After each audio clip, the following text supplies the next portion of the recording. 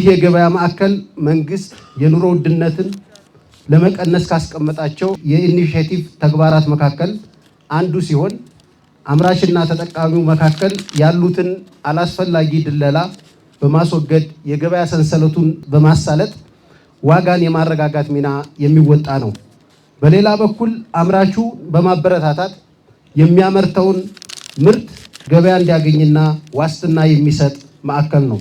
በዛሬው ዕለት የምናስመርቀው የገበያ ማዕከል በ196 ሚሊዮን ብር ለመገንባት ውል ከተያዘው መካከል የግብርና ምርትና የኢንዱስትሪ ምርትን የሚያቀርብ ማዕከል ሲሆን ቀሪው የእንስሳት ተዋጽኦና የአትክልትና ፍራፍሬ የሚቀርብበት የገበያ ግንባታም በውሉ መሰረት የሚቀጥል ይሆናል። ይህ የገበያ ማዕከል ግቡን የሚያሳካው ሁላችንም በባለቤትነት ስሜት ስንጠቀምበት ስለሆነ አምራች ጥራት ያለው ምርት እንዲያቀርቡ፣ ሸማቾች ደግሞ የዚህ ማዕከል ዋና ተዋናይ እንዲሆኑ በዚህ አጋጣሚ ጥሪ ለማስተላለፍ ፈልጋለሁ።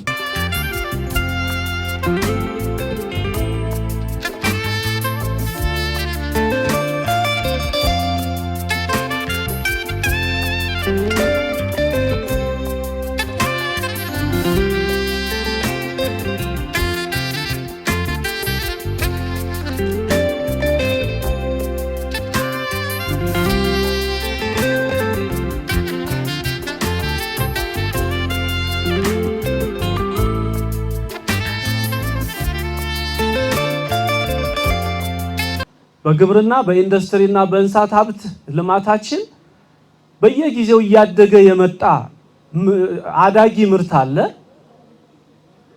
ይሄን ደግሞ በአግባቡ የሚያሳልጥ የገበያ ማዕከል ግንባታ ክልላችን በትኩረት ይዞ እየሰራ ይገኛል።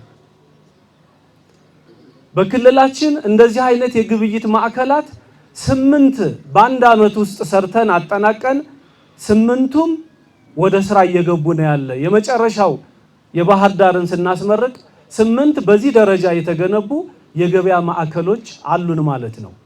ይሄ ህዝቡን ለመጥቀም የህዝቡን የኑሮ ጫና ለመቀነስ መንግስት የወሰደው ትልቅ እርምጃ እንደሆነ መወሰድ አለበት።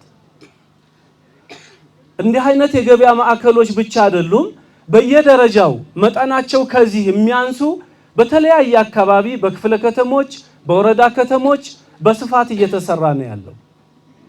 ይሄ ፋይዳው በእጅጉ ከወዲሁ ስራ እንደጀመረ ውጤቱን ማሳየት የጀመረ የገበያ ማዕከል ስለሆነ በየደረጃው ያለን አመራሮች በአንድ በኩል እንዲህ አይነት መሰል የገበያ ማዕከሎችን ማስፋፋት ለሸማቹ በየአካባቢው ተደራሽ ማድረግ ያስፈልጋል። በሌላ በኩል ደግሞ በተገነቡ የገበያ ማዕከሎች በቂ ምርት እንዲቀርብ በማድረግ የጥራት ቁጥጥሩን በማጠናከር በሸማቹና በአምራቹ መካከል ያለውን ግንኙነት በየጊዜው በመምራት ይሄን የገበያ ማዕከልና ሌሎችንም ወደ ላቀ ደረጃ ማድረስ ያስፈልገናል። ዛሬ ተጀመረ እንጂ ግብይቱ ከዚህ በላይ በሰፋ መልኩ ሁሉንም የህብረተሰብ ክፍል በሚጠቅም መንገድ መምራት ያስፈልገናል። ይሄ የገበያ ማዕከል ምርት ገብቶበታል። ከሌላው የገበያ ማዕከል ለየት የሚያደርገው የጥራት ተቆጣጣሪ እዚህ አለ። ምርቱ የዜጋውን ጤንነት በጠበቀ መንገድ የሚቀርብ ነው ፍተሻ የሚያደርግ ባለሙያ ያለው። የግብይት ትስስሩን የሚያሳልጡ ሙያተኞች አሉበት።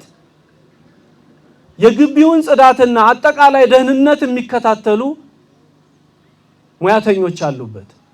ስለዚህ በአደረጃጀቱ እንዲዘልቅ ተደርጎ የተዘጋጀ ስለሆነ ከዚህ በኋላ ስራ ከማስጀመር ባለፈ ይሄን ትልቅ ስራ ማስቀጠል ይጠይቀናል።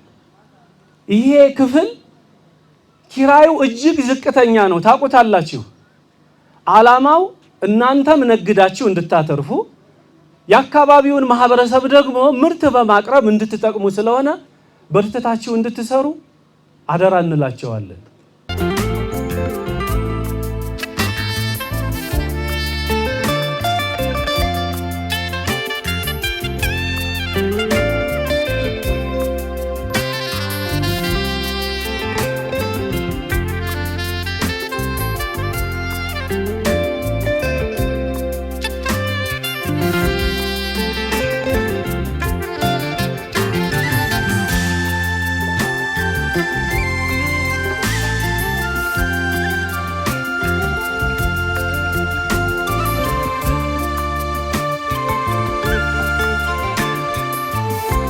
የኑሮ ውድነቱን ለማረጋጋት ክልላችን እየሰራቸው ካሉ ስራዎች ውስጥ አንደኛው የሁለተኛ ደረጃ ዘመናዊ የገበያ ማዕከላት ግንባታ ይገኝበታል።